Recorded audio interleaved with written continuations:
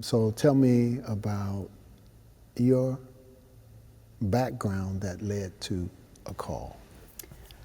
Wow. So this is where it gets interesting. I was never supposed to be here. I was never supposed to be doing this.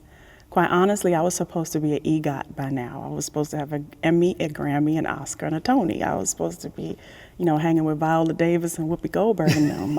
This was not part of my plan. I grew up in the arts. I grew up a theater kid.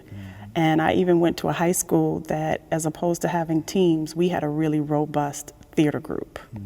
My high school, Edward R. Murrow High School in Brooklyn, we had 3 theaters. So you know how most schools have 3 stadiums or 3 fields? No, we had theaters.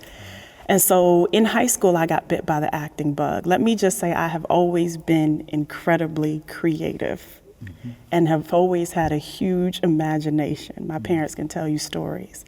I could take anything and create a story from it or repurpose it.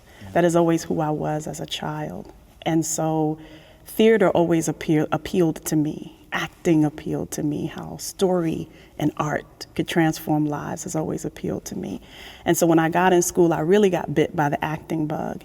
And my first play, I played Beneath the Younger, the daughter in A Raisin in the Sun. And this was a major production. It ran for weeks in my high school. People came from the community. And I remember the biggest compliment I received was from one of my teachers, who came to me and said, your performance was Broadway level. If they were auditioning now, I would encourage you to audition for the role on Broadway. And that meant something to me. I was completely immersed in these characters and in these roles, and I absolutely loved it. And I feel like I bring that to the preaching moment. That has always been part of my call. I have a friend who says, nothing is wasted in God's economy. And that is very true. So I've learned in the preaching moment to pull from all of those aspects of my life. God said, you're going to tell a story. You're just going to tell my story. And so part of what I do is find creative and dynamic, artful ways of telling that story. Even pageantry. Pageantry has taught me to smile and wave, even when I don't feel like it. It's taught me to be a good sport. It's taught me to think on my feet.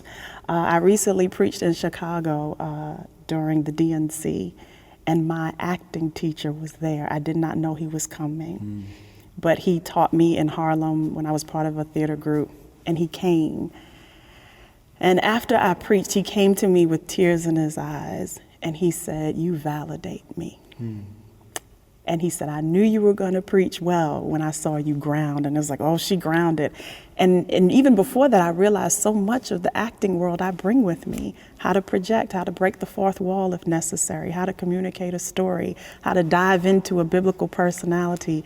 Acting has informed so much of this. And so I would say for every preacher, take at least 1 improv class. Wow. It will help your preaching. Take at least one improvisational class.